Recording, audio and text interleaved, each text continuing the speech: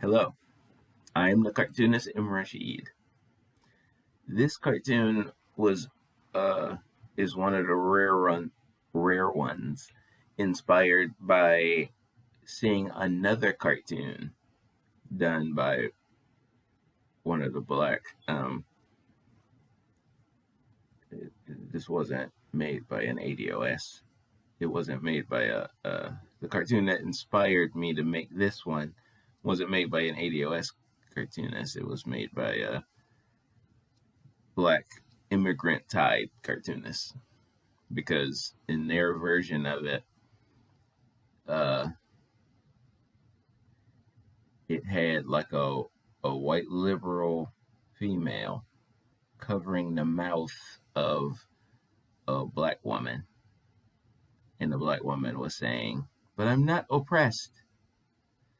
And she, before she could finish the word, the cartoon has the white liberal saying, "Yes, you are, and I have to white explain it to you," and like that. So the fact that the black woman is saying, "But I'm not oppressed," you know, that's why I know this wasn't made by ADOS. This was made by a immigrant type black person. And the message, like I don't know if I posted this dialogue that I captured that I took part in several months ago. It might have been a year ago, actually. COVID has made the time go weird. But I took part in a argument with several people on LinkedIn a while ago, and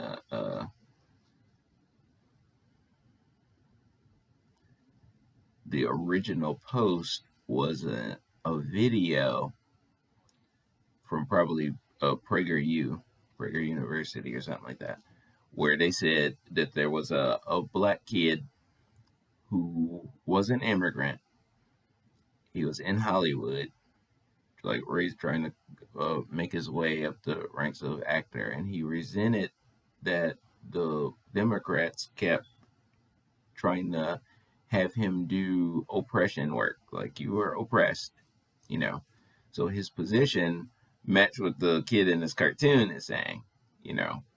He didn't separate the immigrants from the black American former slave class ethnic group though. He was saying we are black people, not all of us are oppressed. He was still flat blackening it, you know. But his part of his message was that we aren't, dealing with the things that all these white liberal directors are trying to like make me like act in, you know. So I had a long dialogue with multiple people in that. I'll try to find it, when I post this, so I can link it. But the that particular concept, they're trying to present it as a general black people. We're not, how you say, when that type of message is an attack against the American descendants of slavery ethnic group, because we are a wealthless bottom caste who have been deliberately withheld from the reparatory justice and economic inclusion we are owed. We've been deliberately like held back from justice, been withdrawn from us and like holding it up and keeping us from grabbing it, because these other groups, especially including the black immigrants, have been using that flat blackness thing to both take advantage of weak civil rights era laws and policies like affirmative action, while saying stuff like, I'm an immigrant, I'm not, this, but when it's convenient, you will pretend you'll cosplay at me when it's convenient for your come up, while fiercely and proudly waving whatever your national flag is of your people.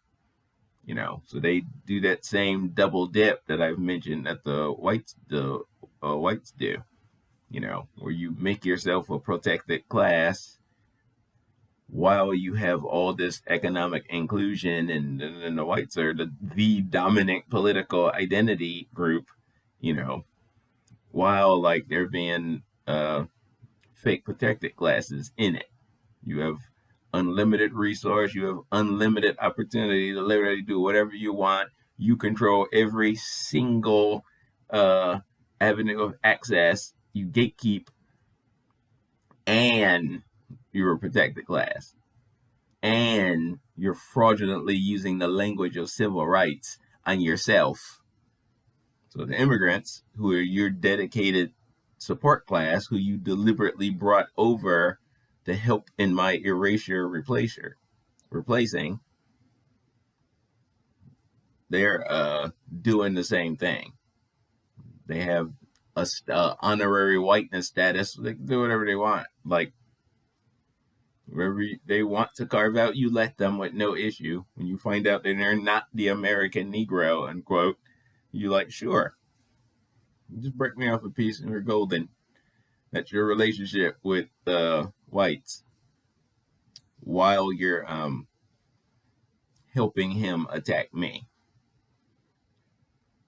Just pure greed from the same mold, showing the nature of your relationship from the beginning since the slave trade.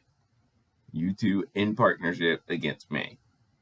You just repeating it in a different frame, but it feels exactly the same, especially watching these back and forths with the ADOS activists versus the diaspora, and how slimy the diaspora sound, because they're not even remotely clever in their discourse.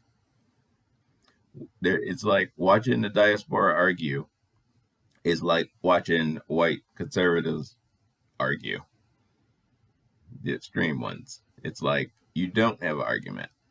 You're a slime ball, but all your high five zingers, you count on your fellows that have your back no matter what to prop you up. So you objectively just said nonsense that was stupid, but because you have all your people around you, that's you're doing that inside of an echo chamber. Both you and the white conservatives do that all the time.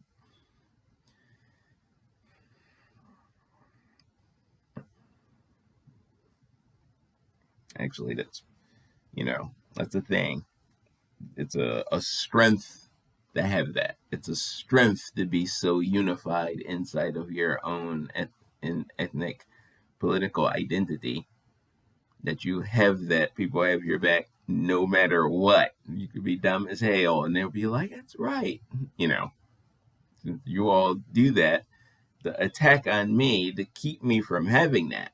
That's why the point of my zero tolerance for hashtag FBA, hashtag B1, hashtag reparationist, hashtag Freedmen, my zero tolerance is based on that's an attack of disunity.